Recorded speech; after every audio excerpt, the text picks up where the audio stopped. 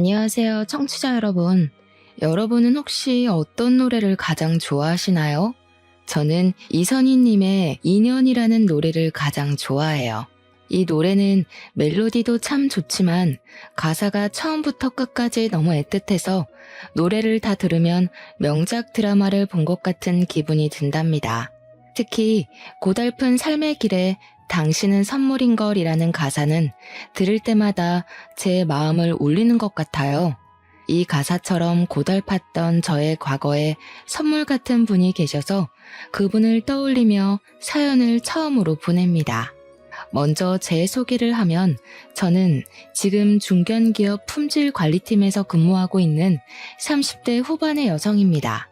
저는 대학교를 졸업하고 24살에 이 회사에 입사하게 되었는데 일이 힘들기는 하지만 나름대로 보람도 있고 재밌더라고요. 그래서인지 남들보다 진급도 빨랐고 제가 갓 30살이 되었을 때는 과장으로 승진했어요. 이렇게 일하는 재미에 푹 빠져 사느라 연애와 결혼은 생각도 하지 않고 살고 있었습니다. 제가 가장이 되고 나서 얼마 후 회사의 신입 남자 직원 김인철이라는 분이 새로 들어왔어요. 인철 씨는 성격이 꽤 밝았고 주위 분위기를 밝게 만들어 다른 사람들을 웃게 하는 사람이었습니다. 게다가 일하는 눈치도 빨라서 하나를 가르쳐주면 열을 해내는 사람이었죠. 저는 인철 씨에게 일을 알려주며 친해지게 되었고 점점 회사 일뿐만 아니라 개인적인 일들도 공유하는 사이가 되었습니다. 우리는 둘 다 외동이었고 부모님과 함께 사는 데다가 같은 아파트 단지에서 살고 있었어요. 그 덕에 출퇴근도 같이 하고 가끔 술 생각이 나면 부담 없이 단지 내 편의점에서 맥주도 한 잔씩 했답니다. 그러면서 서로의 생활 방식이나 집에 관한 이야기도 나눴는데 인철 씨는 주말 오전에는 항상 어머니와 함께 교회에 갔어요. 어머니는 독실한 교회 신자이지만 크게 강요를 하시지는 않는다고 했고 인철 씨는 어린 친구들과 놀기 위해 교회에 다녔는데 어찌어찌 하다 보니 지금까지 교회에 다니게 되었다고 했습니다. 그러면서 자신이 매주 교회에 가긴 하지만 딱히 믿음이 있는 것은 아니라고 했어요. 저와 인철 씨는 주말 오전이 아니면 밖에서 종종 따로 만났고 이러한 시간이 쌓여서 자연스레 이성적인 호감이 생겼습니다. 그리고 1년의 연애 끝에 결혼까지 생각하게 되었죠.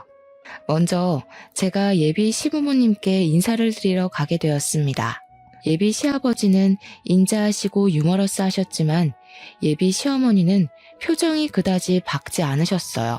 그날 예비 시어머니는 저에게 딱 하나만 물어보셨는데 그것은 바로 제가 태어난 날짜와 시간이었습니다. 분명 교회에 다니시는데 사주를 보시려는 것처럼 물어보시니 왜 물어보시냐고 정중하게 물었어요. 그런데 그냥 궁금해서 물어봤다고 하시더라고요. 그 뒤로는 표정이 그다지 좋지 않으셔서 마음에 걸렸죠. 그래도 제게 싫다고는 이야기하지 않으셔서 원래 조금 낯을 가리시는 성격이라고 생각했습니다. 이어서 예비 남편이 우리 집으로 인사를 왔는데 우리 부모님은 제가 평생 혼자 살 줄 알았는데 더 늦기 전에 구제해줘서 고맙다고 하며 예비 남편을 두 팔 벌려 반기셨어요. 그리고 우리는 예비 시할머니께도 인사를 드리러 갔습니다. 시할머니는 우리 아파트에서 자동차로 15분 정도 되는 거리에 있는 주택에서 소소하게 농사를 지으며 살고 계셨어요. 처음으로 예비 시할머니께 인사를 드리러 가던 날 솔직히 정말 많이 긴장했습니다. 당시 제 나이가 34살이었는데 제 주변 친한 친구들은 이미 다 결혼을 했던 상태였어요. 결혼한 친구들의 이야기를 들어보니 자기 아들은 귀하지만 며느리는 천하게 대하는 시댁 어르신들이 정말 많았더라고요. 그래서 친구들이 예비 시할머니가 계신다고 하니 앞으로 정말 힘들겠다며 제 걱정을 많이 해주었습니다. 저는 예비 시할머니 역시 그러신 분이 아닐까 싶은 생각에 걱정하고 긴장되는 마음으로 할머니 댁에 갔어요. 원래 그날 예비 시부모님도 같이 가려고 했으나 갑자기 그날 일이 생겨서 같이 못 가시고 저와 예비 남편만 할머니 댁에 가게 되었습니다. 예비 시할머니는 저를 보자마자 어서 오라고 반겨주셨어요. 솔직히 저는 친구들에게 며느리를 못 살게 구는 시댁 이야기를 많이 들었던 터라 예비 시할머니께서 반겨주시는 것이 제가 정말 반가워서 반겨주시는 게 아니라 이 집에서 일할 사람이 와서 반겨주신다고 생각했습니다. 그래서 처음에는 예비 시할머니의 호의를 좋게 생각하지는 않았어요. 예비 시할머니는 제 손을 꼭 붙잡고 정말 예쁘다고 칭찬을 하시며 거실 소파에 앉아보라고 하셨습니다. 그러더니 부엌에 가서 찹쌀떡과 인절미를 가지고 오셨어요. 예비 시할머니는 손자 며느리가 온다고 해서 직접 만들었다고 하시며 찹쌀떡을 건네주셨습니다. 원래 저는 떡을 그다지 좋아하지 않았지만 제가 온다고 만드셨다고 하니 어쩔 수 없이 한 입 베어 물었는데 이 떡은 꿀을 발라놨는지 정말 맛있었어요. 제가 맛있게 먹는 모습을 가만히 보시던 예비 시할머니는 제게 앉아서 먹고 있으라고 하시더니 부엌에 가셨습니다. 제가 뭐 도와드려야 하나 싶어서 부엌에 따라가니 절대 오지 말라고 하셨어요. 어쩔 수 없이 거실에 앉아 떡을 마저 먹고 있는데 예비 시할머니는 이제 준비가 다 됐으니 부엌에 오라고 하셨습니다. 그래서 가보니 식탁에 각종 나물 반찬들과 잡채가 한가득 있었어요. 저는 솔직히 나물을 그다지 좋아하지 않습니다. 우리 엄마가 손맛이 없으셔서 나물을 무쳐도 하나도 맛이 없었거든요. 그런데 예비 시할머니가 만들어주신 나물 반찬은 정말 맛있었어요. 제가 한 그릇을 싹싹 비우니 예비 시할머니는 잘 먹어서 너무 예쁘다고 제 머리를 쓰다듬어 주셨습니다. 식사를 마치고 설거지라도 하려고 했더니 예비 시할머니는 절대 하지 말라고 하셨어요. 그래도 맛있게 먹었으니 제가 치우겠다고 하니 나는 내 며느리한테도 설거지 안 시켰다고 하며 저를 부엌에서 밀어내셨습니다. 예비 시할머니의 힘이 어찌나 세시던지 저는 그대로 밀려서 거실로 나올 수밖에 없었어요. 거실에서 예비 시할머니께서 직접 타주신 커피를 마시고 있는데 또 혼자 부엌에 들어가시더니 이번에는 나물이며 떡을 한가득 챙겨주셨습니다. 그러면서 줄 것이 이거밖에 없어서 미안하다고 하셨어요. 저는 너무 감사하기도 하고 아무것도 안 하고 얻어먹고만 온 것 같아 너무 죄송하다고 말씀드렸더니 가족끼리 무슨 그런 말을 하냐며 그냥 한 번씩 내 생각만 해달라고 하셨습니다. 사실 시할머니까지 계신다길래 걱정을 정말 많이 했는데 예비 시할머니는 인자하시고 저를 어린 손녀 보듯이 따뜻하게 대해주셨어요. 뭔가 어릴 때 돌아가신 저의 할머니가 다시 오신 기분이 들어서 마음이 따뜻하고 푸근했습니다. 이렇게 우리는 각자 집에 인사드린 후 본격적으로 결혼 준비를 시작했어요. 예물과 예단은 다 생략하고 신혼집은 당시 저와 부모님이 함께 살고 있던 집으로 정했습니다. 부모님은 원래 제가 결혼 후 지금 사는 집을 월세로 내놓고 차로 5분 거리인 신도시로 이사하려고 하셨어요. 그런데 친정 부모님이 남에게 월세를 주느니 딸의 신혼집으로 주는 게 낫겠다며 사시던 집 명의를 제 명의로 돌리고 그곳을 우리 신혼집으로 마련해 주셨습니다. 이런 상황이다 보니 저는 시댁과 같은 아파트 단지에 살게 되었어요. 친구들은 저의 이런 상황을 듣고는 자고로 친정은 가깝고 시댁은 멀어야 좋고 게다가 시할머니까지 계신다고 하니 결혼 생활이 쉽지 않겠다고 했습니다. 하지만 첫 인사를 드리러 갔을 때 예비 시아버지는 정말 인자하시고 좋으셨고 예비 시어머니는 딱히 저를 완전히 반기시지는 않았지만 그래도 말이 많으신 분은 아닌 것 같기에 괜찮을 것 같았어요. 게다가 예비 시할머니는 한 번 뵙기는 했지만 정말 좋아 보이셨기에 큰 문제가 없을 것으로 생각했습니다. 그 뒤로 우리는 문제없이 결혼 준비를 하고 결혼식 신혼여행까지 성황리에 마쳤어요. 그리고 결혼 후 시댁에 처음으로 가게 되었습니다. 시댁에 갔는데 시아버지는 아직 회사에서 퇴근하시기 전이셨고 시할머니는 시댁으로 오고 계시는 중이라 시어머니만 계셨어요. 신혼여행은 잘 다녀왔니? 너는 이제 이 집의 며느리가 되었으니 얼른 아들부터 낳아야 한다. 아들을 낳아서 양반집 김씨의 대를 이어야지. 안 그러니? 자녀 계획도 중요하지만 사실 저는 회사 일 때문에 당장은 아이를 가질 생각이 없어요. 자녀는 저와 남편이 회사 일이랑 잘 생각해서 천천히 가지도록 하겠습니다. 이게 아주 큰일 날 소리를 하는구나. 빨리 아들을 가져야지. 안 되겠다. 빨리 아들이 생기도록 기도라도 해야겠어. 시어머니는 교회를 다니지도 않는 제게 아들을 빨리 갖게 해달라고 기도를 해야 한다며 제 앞에서 무릎을 꿇고 제 손을 잡고 앉아서 아들을 얼른 갖게 해달라고 기도를 시작했습니다. 남편도 제 옆에서 무릎 꿇고 기도를 했고 분위기가 이러다 보니 저도 얼결에 같이 기도를 했어요. 기도를 마친 후 시어머니는 아들을 가지기 위해 최선을 다하라고 신신당부를 했습니다. 그리고 잠시 후 어머니는 결혼 후 정식으로 시댁에 처음 왔으니 이제 밥을 먹게 음식을 차리라고 하셨어요. 사실 저는 부끄럽지만 결혼 전에 밥을 해본 적이 없습니다. 우리 친정은 다들 평일에는 회사에서 일하느라 집에서 밥을 먹지 못했고 주말에는 외식이나 배달 음식을 먹었어요. 어쩌다가 엄마가 찌개 같은 것이라도 끓여서 밥을 먹게 되더라도 전자레인지에 돌리면 바로 조리가 되는 즉석밥을 주로 이용했습니다. 그렇기에 저는 한 번도 쌀을 밥솥에 넣어 밥을 해본 적이 없었어요. 그래서 요리에는 그다지 소질이 없는데 갑자기 요리하라니 너무 황당했고 뭘 어떻게 시작해야 할지 몰라 가만히 있을 수밖에 없었습니다.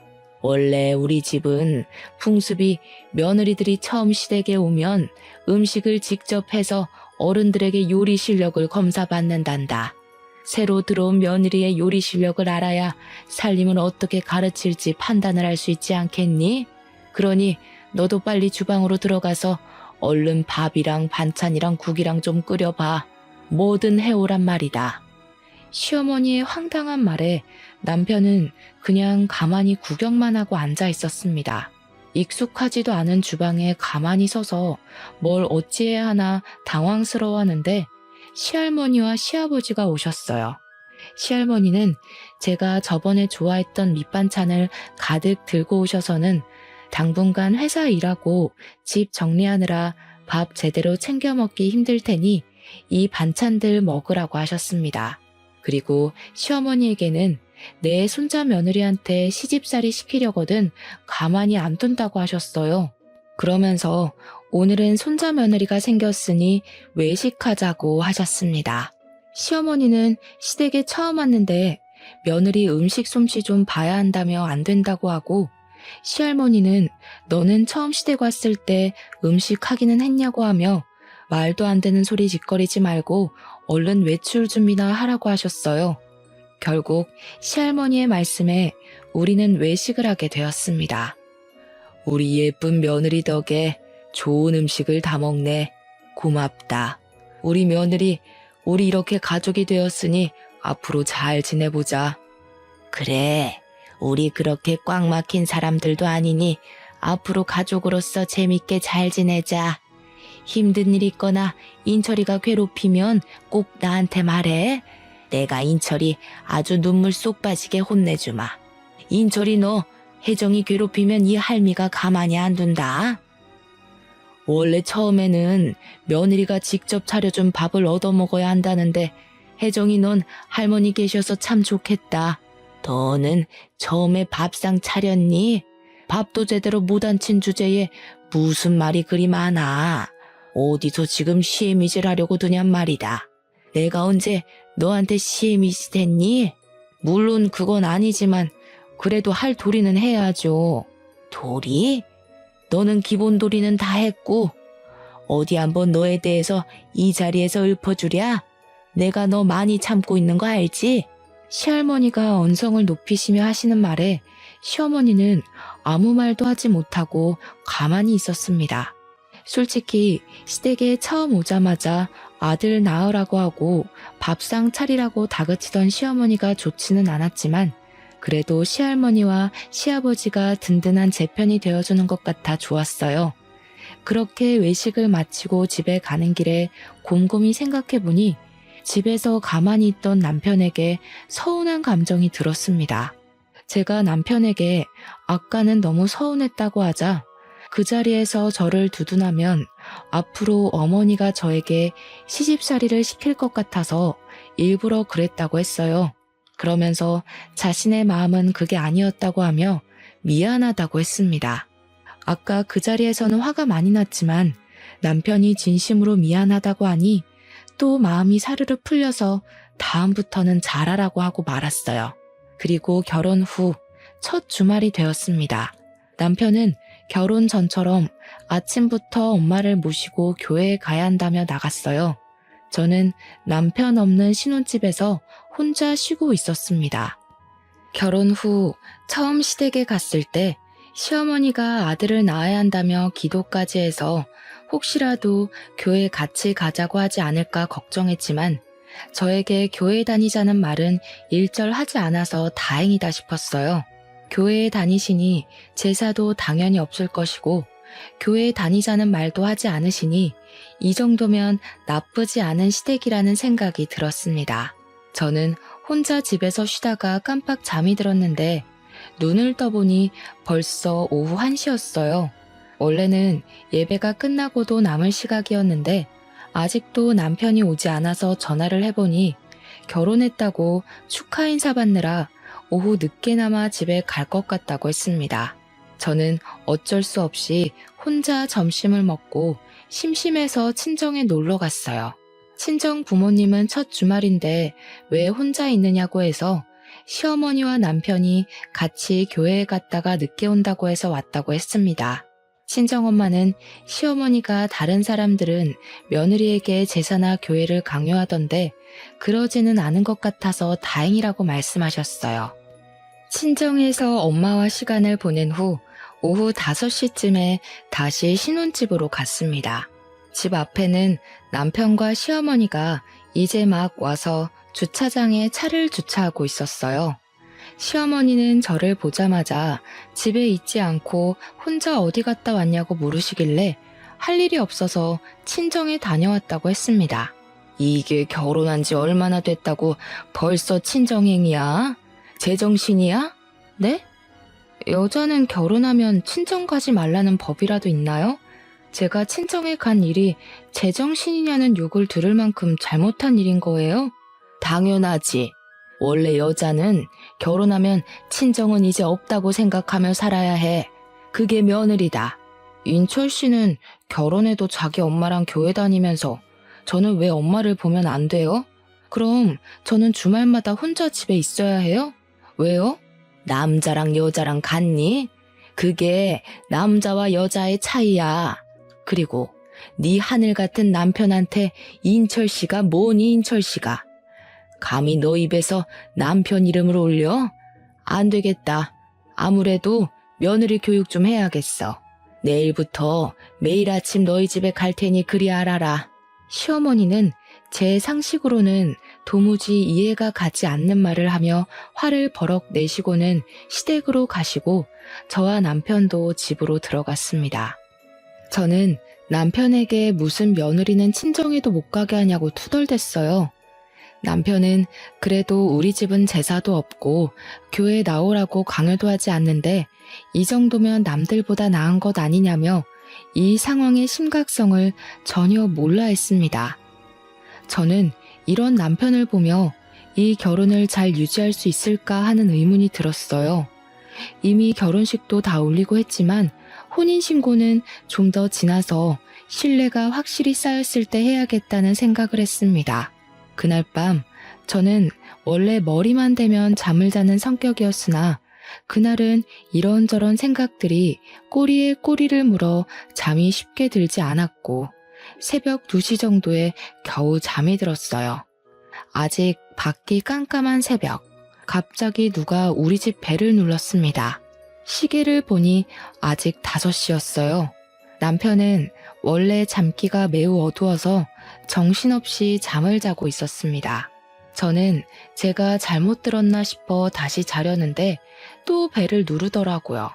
혼자 나가서 누군지 확인하려다가 갑자기 무서운 생각이 들어 남편을 흔들었지만 남편은 누가 업어가도 모를 정도로 아주 깊게 잠을 자고 있었습니다. 그때 시어머니로부터 전화가 왔어요.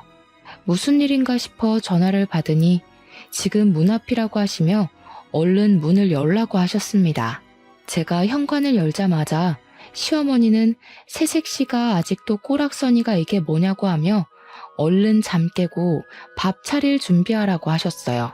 저는 이 새벽에 무슨 자다가 봉창 두드리는 소리를 하시느냐고 했습니다. 내가 어제 이야기하지 않았니? 너 며느리 교육한다고.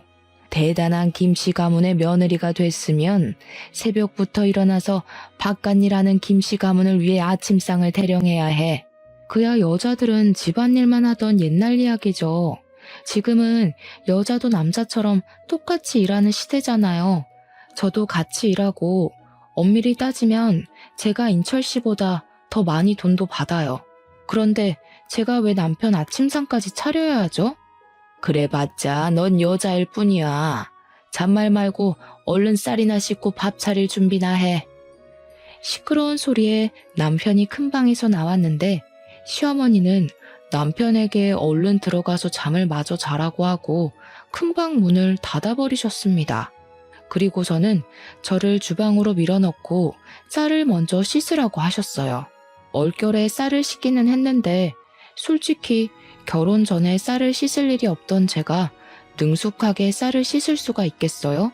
쌀을 씻다가 다 흘려버리니 시어머니는 제 등을 때리며 쌀도 제대로 못 씻는 년이라며 잔소리를 하셨습니다. 그렇게 저는 시어머니한테 혼나면서 6시까지 아침상을 차렸어요.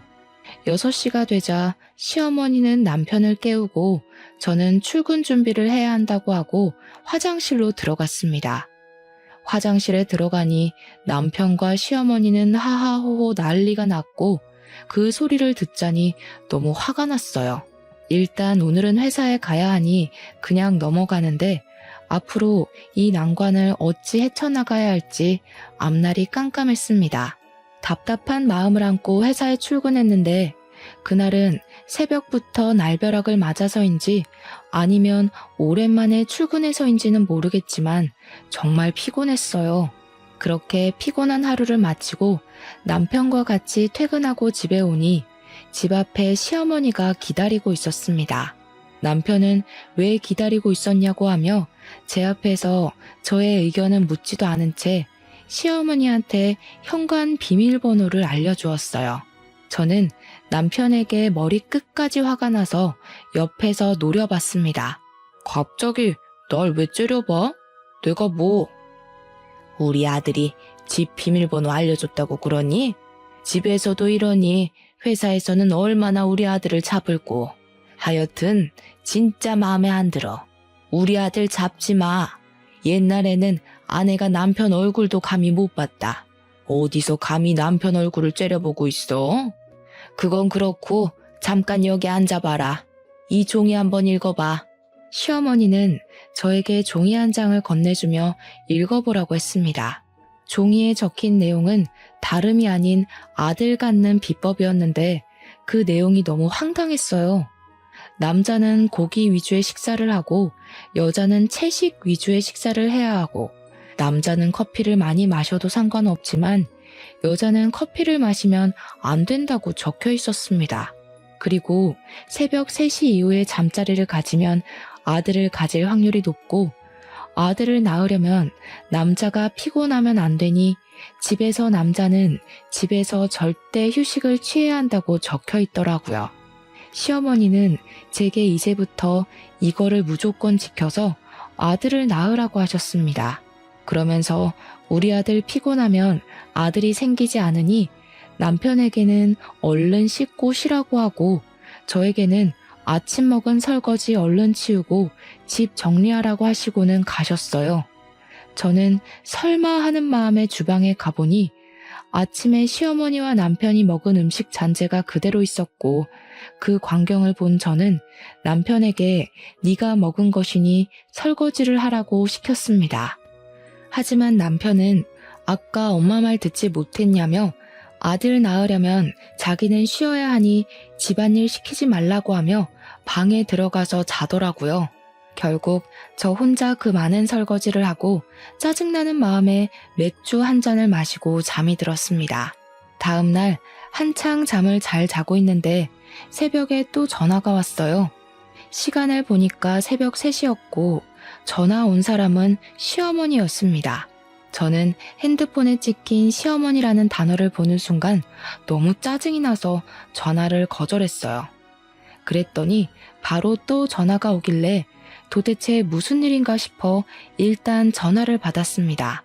지금 새벽 3시야. 얼른 인철이 깨워서 잠자리 가져라. 지금 해야지 아들이 생긴단 말이다. 알겠니? 이따 집에 가서 확인할 거야. 시어머니는 새벽 3시부터 전화해서 아들을 가져야 한다고 남편을 깨워서 잠자리를 가지라고 했습니다. 아니, 아들을 갖는 것이 저 혼자 노력해서 될 일도 아니고 이런 거는 아들을 갖는데 필요한 염색체를 가진 자기 아들에게 말해야지 저한테 시키는 것은 또 무슨 경우랍니까?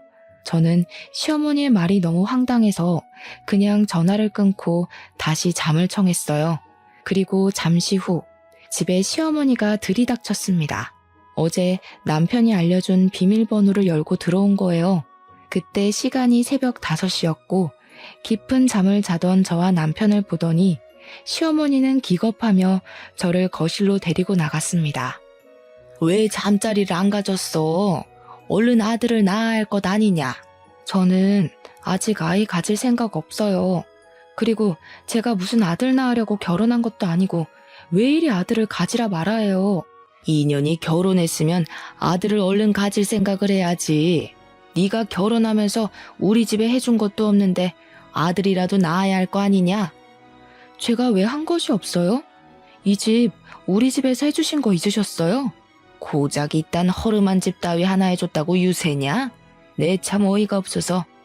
네가 솔직히 얼굴이 이쁘기라냐 집이 재벌집이기라냐.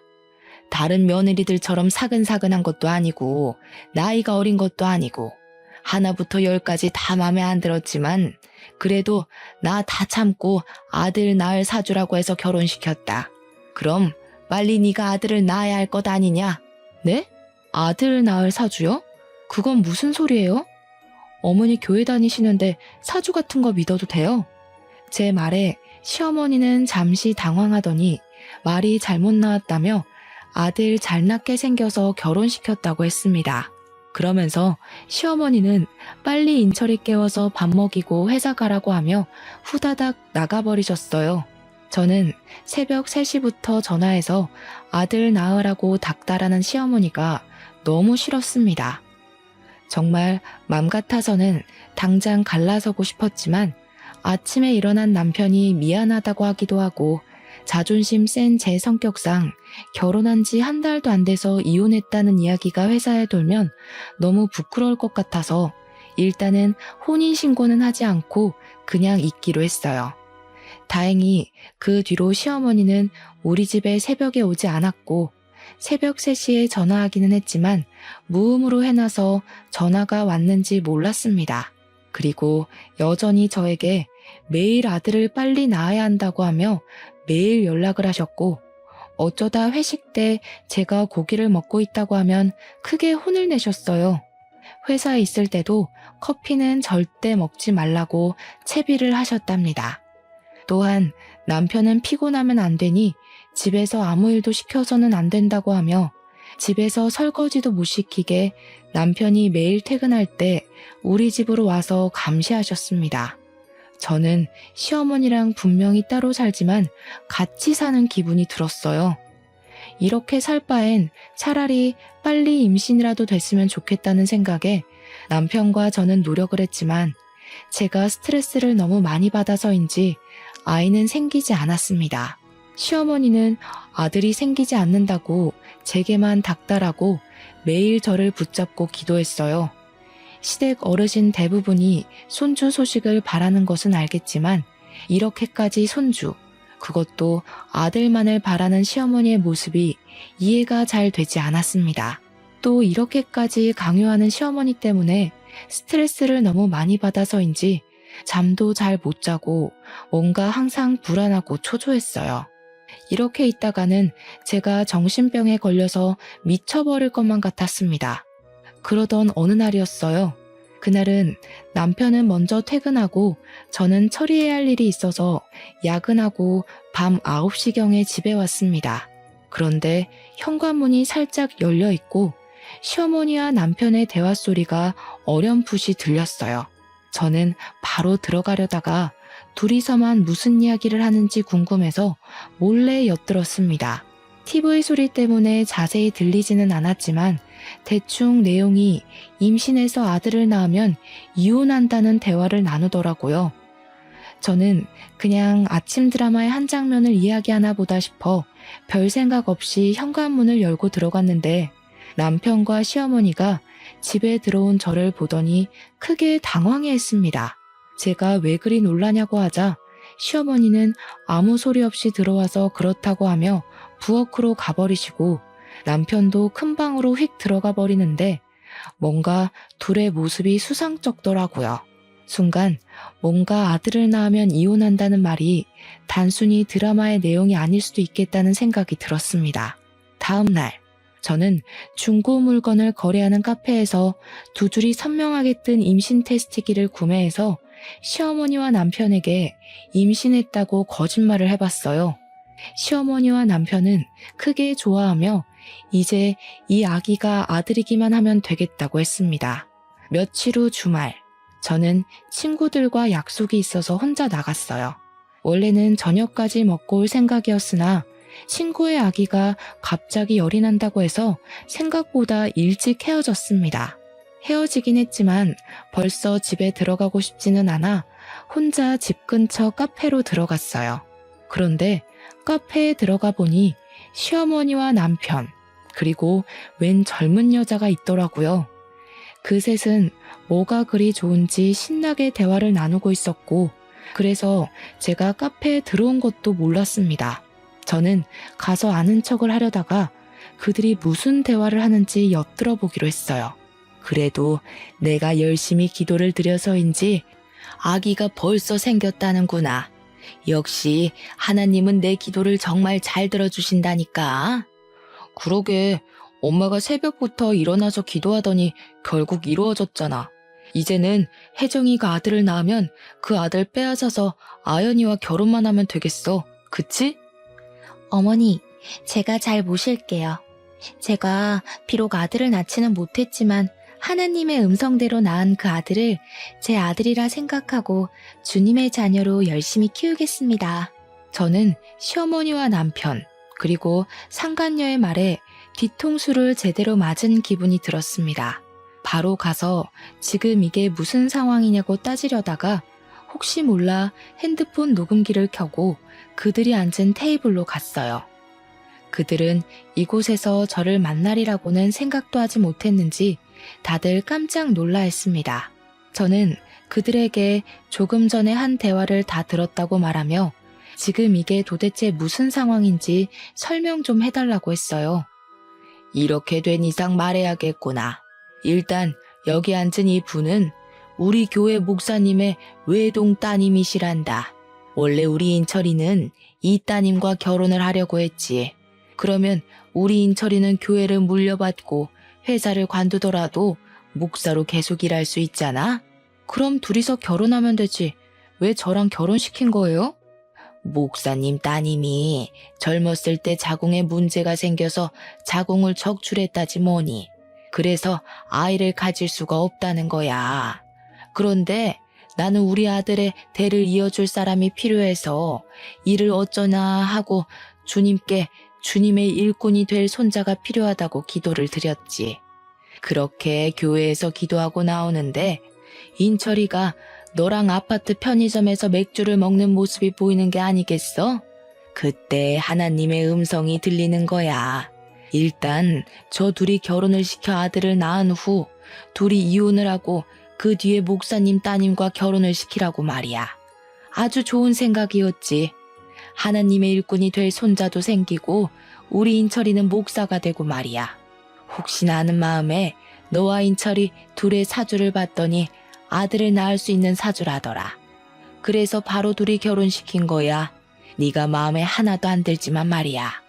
상간녀는 시어머니의 말에 작게 아멘이라고 말하며 아주 감동한 듯한 표정을 지었습니다.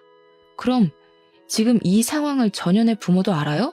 그 교회 목사라는 사람도 이 상황 다 알고 있냐고요? 당연하지. 그게 하나님의 뜻이고 음성인데 목사님이 모르시겠니? 당연히 다 알고 지금 네가 아들을 낳아주기만을 간절히 기다리고 있단다. 그러니까 너는 하나님의 뜻을 따라서 아들을 낳고 꺼져주기만 하면 돼. 그럼 목사님이랑 내가 섭섭지 않게 챙겨주마. 근데 어쩌죠? 저 임신한 거 가짜인데. 저 임신 안 했어요. 당연히 제 뱃속에 아기도 없고요. 그때 그 2줄 테스트기는 중고거래하는 카페에서 산 거예요. 하도 임신하라고 닥달해서 말이죠. 시어머니는 사실 임신이 아니라는 말에 화를 버럭 내며 제 머리채를 잡고 흔들었습니다. 지금 머리채를 잡아야 할 사람이 누군데 자기가 머리채를 잡으니 너무 화가 나서 심장이 터져나올 것만 같았어요. 당연히 남편과 이혼을 할 것이지만 이대로 이혼하기에는 뭔가 억울했습니다. 이들을 완전 갈기갈기 찢어놓고 이혼하고 싶었어요. 저는 일단 카페에서 사람들이 다들 보고 있어서 카페에서 나와서 집으로 갔습니다. 그리고 시할머니와 시아버지에게 제가 녹음한 파일을 보냈어요. 제가 녹음한 파일을 들은 시할머니와 시아버지는 한달음에 우리 집에 오셔서 이게 다 사실이냐고 하셨습니다. 저는 방금 카페에서 있던 일이고 제가 들은 이야기를 하나도 빠짐없이 말씀드렸어요. 잠시 후 시어머니와 남편이 화가 잔뜩 난 표정으로 집에 들어왔고 시할머니는 현관에서 신발을 벗고 있는 시어머니의 뒤통수를 세게 갈기셨습니다. 이 썩으려나, 네가 믿는 하나님이라는 작자는 불륜을 저지르라고 가르치디? 정신 나간 년. 하긴 니녀는 젊을 때부터 아주 싹수가 노래가지고 정신 나간 짓만 골라서 했지. 그래도 술집에서 자란 니년 불쌍해서 걷어줬더니 이제 교회에 빠져서 그딴 짓이나 하고 앉았냐? 썩 꺼져. 너 당장 내 눈앞에서 꺼져. 이혼해 둘이. 네, 저도 더는 참지 못하겠네요. 그동안 정이 있어서 같이 붙어 살았는데 이런 정신 나간 짓이나 하고 정말 같이 못 살겠어요. 저 혼자 늙어 죽는 한이 있어도 이제 이 사람 같이 데리고 못 삽니다. 당장 나가. 이제 당신과 나 끝이야. 아버지, 진짜 엄마랑 이혼할 거예요? 그래도 같이 산 정이 있는데 어떻게 그래요? 할머니, 아버지 좀 말려봐요. 이 새끼가 아직도 정신을 못 차렸나? 너 어릴 때는 피덩이인 네가 우리 아들의 진짜 자식인 줄 알고 거뒀고 커서는 그래도 너를 키운 정이 있어서 같이 키웠어.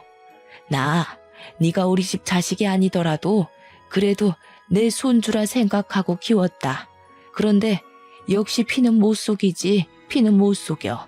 지 어미 닮아서 싹수가 노란 짓만 하고 다니는 꼴을 보니 더는 너 내 자식으로도 못 두겠다. 너도 네 어미랑 같이 나가. 나가서 너네 잘난 하나님한테 기도나 하며 살란 말이다. 시할머니와 시아버지는 집에 들어오려던 시어머니와 남편을 내쫓았습니다. 그리고 제게는 놀라지 말고 들으라며 젊은 시절 이야기를 해주셨어요.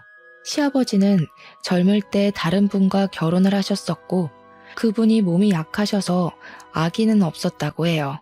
젊은 시절에 시아버지는 외모도 잘생기셨고 말도 잘했고 땅도 꽤 있었고 재산도 넉넉하게 있었습니다. 시아버지는 그때 회사 생활을 하며 자주 가던 술집이 있어요.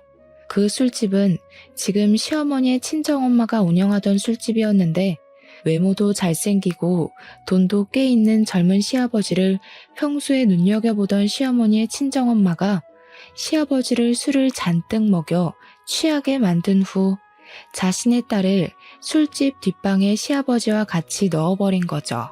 그날 술김에 사고를 친 거고요. 그리고 며칠 뒤 시어머니는 시아버지의 아이를 가졌다며 찾아왔고 시아버지와 원래 결혼하셨던 분은 충격에 쓰러지셨고 그 뒤로 시름시름 앓다가 돌아가셨대요. 시어머니는 아들을 낳아 시할머니를 찾아가서 시아버지의 아이니 이 집의 며느리로 받아달라고 했습니다. 시할머니는 처음에는 받아주지 않으려고 했지만 아들이기도 하고 이 아들이 시아버지의 핏줄이라는 생각에 어쩔 수 없이 받아줬어요. 이 아들이 바로 지금 제 남편이었습니다. 시아버지는 시어머니에 대한 정은 하나도 없었지만 남편은 핏줄이라는 생각에 금이야 오기야 키웠다고 해요. 그러다가 남편이 6살쯤에 병원에서 우연히 혈액형 검사를 하게 되었습니다. 시부모님 둘 다 A형이라서 당연히 남편은 A형이거나 O형이 나와야 하는데 B형이 나왔어요. 뭔가 이상한 시아버지는 유전자 검사를 하려 했으나 시어머니가 안 된다고 말렸다고 합니다. 하지만 시아버지는 몰래 유전자 검사를 했는데 검사 결과 남편이 친아들이 아니라고 나왔어요.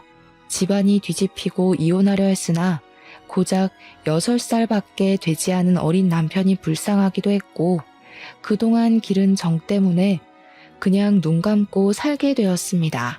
그렇게 시어머니는 거짓말로 결혼했지만 그래도 시할머니는 시어머니에게 시집살이 한번 시킨 적 없었다고 해요.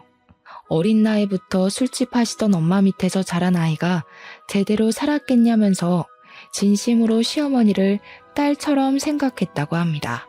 시아버지 역시 시어머니에게 여자로서의 정을 느끼지 못해 사근사근하게 대하지는 못했지만 그래도 집안일 다 도와줘가며 살았다고 해요. 이 이야기를 들으니 저는 너무 기가 막혔습니다. 시어머니는 시할머니에게 그렇게 사랑을 받고 지금까지 왔으면서 저에게는 온갖 시집살이를 다 시키려 했잖아요. 그리고 남편도 그런 엄마를 말리지는 못할 망정 옆에서 더 부채질했다는 것이 정말 화가 났습니다. 저는 이 모든 사실을 안 후 남편과 이혼해야겠다고 했어요. 두 분은 미리 말해줬어야 했는데 굳이 말할 필요성이 있을까 싶어서 안 했다며 미안하다고 제게 사과를 하셨습니다. 그렇게 시할머니와 시아버지가 가셨고 남편은 그날 저녁 집에 끝내 오지 않았어요. 저는 남편의 모든 짐을 다 챙겨서 심부름 센터를 통해 회사로 보냈습니다. 그리고 녹음한 파일을 지역 맘카페와 시어머니와 남편이 다니던 교회에도 올렸어요. 마침 교회에서 활동하던 사진이 교회 사이트에 있길래 시어머니와 남편의 사진도 함께 올렸습니다. 혹시나 해서 모자이크 처리를 하기는 했지만 지인이면 알아볼 수 있을 법하게 올렸어요. 폭풍 같은 주말이 지나고 다시 월요일이 되었습니다. 남편은 자신의 자리에 심부름센터에서 보낸 남편의 짐들을 보고 이게 다 뭐냐고 물었어요. 뭐긴 뭐야, 너 짐이지. 이제 내 집에 들어올 생각하지 마. 그 집 내 명의인 거 알지? 진짜 잔인하다. 어떻게 사람을 이렇게 곤란하게 해? 네가 그러고도 사람이야? 먼저 엿먹인 게 누군데 그래. 애초에 나한테 마음도 없었으면서 너 아들 낳아줄 여자 필요해서 나랑 결혼하고 나서도 목사 딸년 만나고 다니는 게 곤란하게 한 거 아니면 뭐니? 너야말로 네가 그러고도 사람이야? 내 말에 회사 사람들은 수군대기 시작했고 남편은 쪽팔린 지 회사를 나가버렸어요. 그날 오후 회사에서 결혼한 여직원들이 제가 맘카페에 올린 사진과 녹음 파일을 보여주었습니다. 그 밑에 댓글을 보니 시어머니가 교회 생활을 아주 열심히 해서인지 어느 교회 다니는지 다 나와 있었고 교회 목사 딸인 상간녀의 얼굴과 신상까지 다 나왔어요. 소문은 그 뒤로 일파만파 퍼졌고 교회는 결국 교인 수가 줄고 목사는 욕먹고 문을 닫았습니다. 그리고 시어머니는 시부에게 이혼당하고 남편은 제 집에서 쫓겨나고 회사에서도 쫓겨나다시피 나갔어요. 당장 오갈 데가 없어진 시어머니와 남편은 교회로 들어가 살려고 했는데 교회에서도 교회 이름에 먹칠을 했다며 쫓아냈다고 합니다. 결국 그 둘은 여간방을 전전하며 거지꼴로 산다고 해요. 이렇게 된 후 전 시할머니한테 전화가 왔습니다.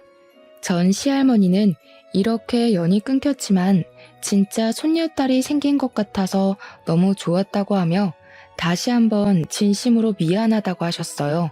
저는 전 시할머니께 그런 말씀 하시지 마시라고 하며 저도 할머니가 생긴 것 같아서 너무 좋았고 종종 찾아뵙겠다고 했습니다.